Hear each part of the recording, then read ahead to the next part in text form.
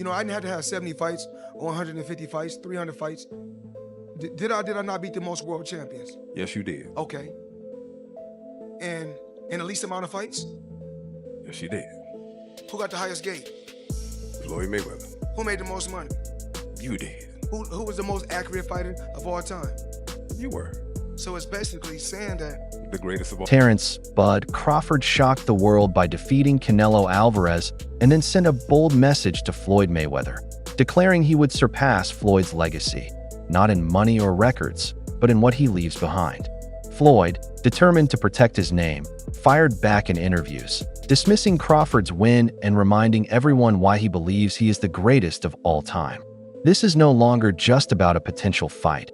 It's about history, legacy, and pride. Crawford currently holds the pound-for-pound crown, while Floyd boasts an undefeated record, unmatched pay-per-view dominance, and global fame. Now, their reputations stand on a collision course, setting the stage for one of the biggest legacy battles boxing has ever seen. Out of those two, Crawford or Mayweather? I think Crawford is better, bigger. Like he's actually moving weight class, and I would say Crawford is a better fight all around fighter. Mayweather's really good too, though. You can knock him as well. You know, he's very talented. It would have been a tough fight, but I think Crawford would have the edge over Mayweather because of the long arms and because he's bigger. You know what I'm saying? And he would have kept him at bay.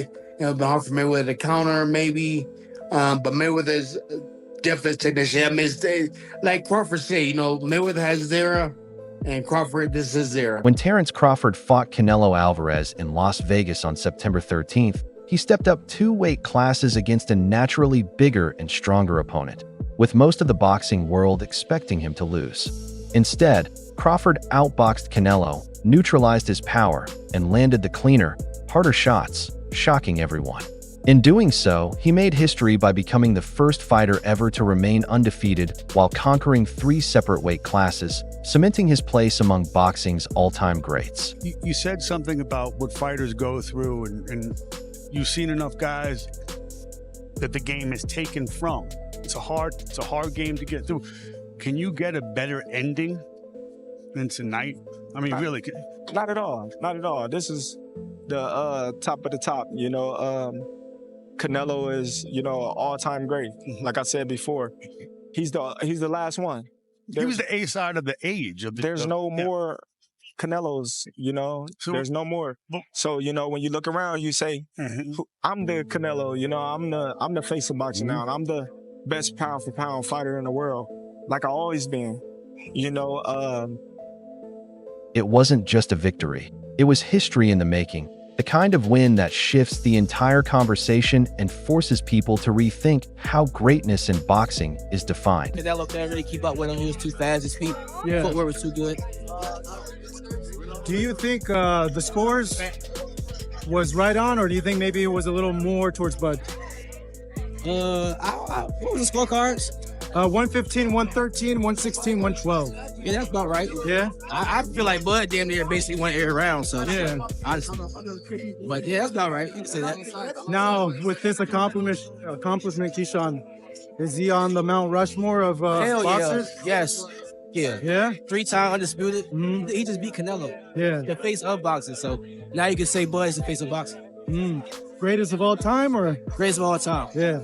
I don't feel like it can never be one great, but he definitely one of the greatest of all time. Fans weren't just debating whether Bud was the best across weight divisions. They began asking if he was actually better than Floyd Mayweather. That's when tensions rose, because Floyd built his entire brand on being unbeatable. Money Mayweather, with the perfect plan. Yet Crawford's brilliance has been so undeniable that it now threatens to shake Floyd's once untouchable reputation. By arguably one of the greatest of all time. Right? What are we rating ourselves on? What are we rating on? Okay. Well, we want to know, in the least amount of fights, you know, I didn't have to have 70 fights or 150 fights, 300 fights. Did I not beat the most world champions? Yes, you did. Okay. And in the least amount of fights? Yes, you did. Who got the highest gate? Floyd Mayweather. Who made the most money? You did. who was the most accurate fighter of all time? You were So it's basically saying that. the greatest of all time. Okay. That's why Crawford came out swinging, saying he would raise Floyd's memory asterisk, because he knows this battle isn't just about beating Mayweather in the ring. It's about rewriting the story Floyd has controlled for decades. When Crawford claimed he had ruined Floyd's reputation, he wasn't calling for a fight. He was calling out the narrative. Floyd built his legacy on being in control, choosing when to face Pacquiao, when to face De La Hoya, even fighting Canelo before he was ready, and fans never had a reason to doubt him. Now, Crawford is challenging that very foundation. Why are they doing a shoulder roll? You see, I mean, yeah. And not knocking the guys that paved the way.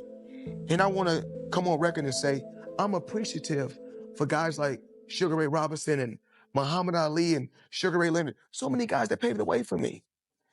But there's only one Floyd Mayweather. These fighters are not better than me.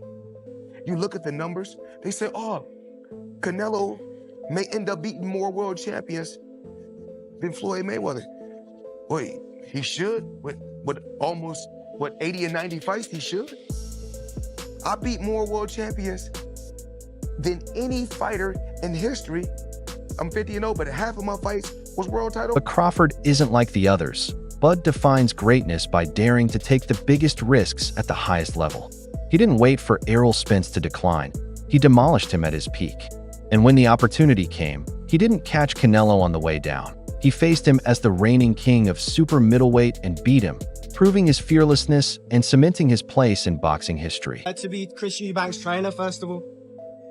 It feels good, man. You know what I'm saying? I've been this trainer before, so. Yeah, it's good. It's a no-brainer. Of course. Congratulations on the win. What's your first reactions to Crawford's victory? One of the greats of this era, right? Oh, definitely that. You know that. What do you want to see him do now? What I want to do now? What do you want to see Crawford do next? Do what he has this point now in his career where he can do whatever he wanted to do. Who would you like to see him fight? Any names? Is there any names in particular you'd like to see? It doesn't matter. What about Canelo? Would you like to see him retire? I don't. Canelo's not my responsibility. Okay. What Crawford meant was simple. Asterisk, I'm the man willing to take risks you never dared to take. And that, above all, is what people will remember when they measure his accomplishments against Floyd's legacy. So emotional afterward. Is it that you just realized everything that you achieved? The moment just hit you then? Yeah, for sure. Like, it's just, the history, behind the sport is just everything that, I trained for my whole life. It all was, coming out that one night. That was all paying off. You have a lot of people that, adopted this narrative that Terence Crawford can't sell, Terence Crawford is not marketable, and they push the narrative to the public, and that's all people write about. Oh, Terence Crawford can't do this, Terence Crawford can't do that. But any one of Terence Crawford fights, you see a sold out crowd, but they wasn't talking about that. They was talking about how, marketable I'm not, and that kind of was hurting my career because, a lot of people was looking at me and said, oh yeah, they said he's not marketable. Or they said he's not, don't have a personality, things like that, because I didn't want to do things their way. I didn't want to put on a show. I didn't want to disrespect my opponents when they wasn't disrespecting me. Right. I wasn't, I'm not a guy that, wear jewelry for no reason. Just the things that I didn't want to do that they wanted me to do. They go out there and say, oh, well, they lost money on me. It's just crazy though to see me headline, not one of the largest attending fight in American history. Building a legacy is about more than just staying undefeated. It's about who you fought, when you fought them, and how you won. That's why he feels justified in challenging Floyd's claim as the greatest. But of course, Floyd couldn't stay quiet. In classic Mayweather style, he downplayed Crawford's win, saying Canelo wasn't that great. Bud's resume didn't compare, and beating a few stars doesn't make you the best ever. Floyd reminded everyone he retired with a perfect 50-0 record, made the biggest paydays in boxing history, and was never solved inside the ring. From his perspective, Crawford isn't rewriting history. He's just standing on Floyd's shoulders. I'll let you know, there's no fighter that will ever be better than me. There's no fighter that wasn't better than me before me or after me or when I'm long gone. I'm the best. The most stinging part came when Floyd brushed Crawford off as irrelevant to his legacy, insisting, "When people talk about greatness, they'll always talk about me. Crawford can't touch what's untouchable." In other words, while Bud talks about raising an asterisk, Floyd claims the crown can't be taken. The king can only ever be imitated, never replaced. Wild, because like if you look at Floyd's resume, it's much deeper than Crawford's. And Floyd was faster and he had a better defense and all that stuff. But Floyd picked and chose when he fought guys, especially once he left lightweight. He wiped out the junior welterweights, bring him.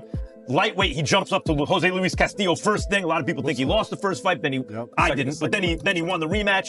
But once he left lightweight, he was careful about when he fought guys. So even though his resume is deeper with names, people remember, yeah, but he didn't want it with certain dudes at certain times.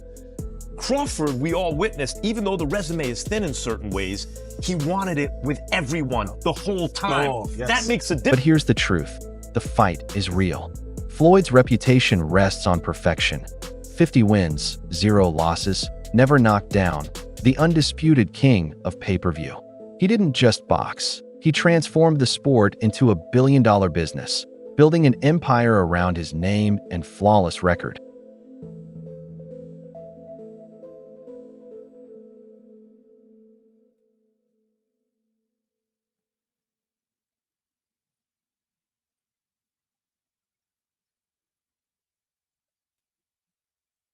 Crawford's reputation, on the other hand, is built on the courage to chase greatness at any cost.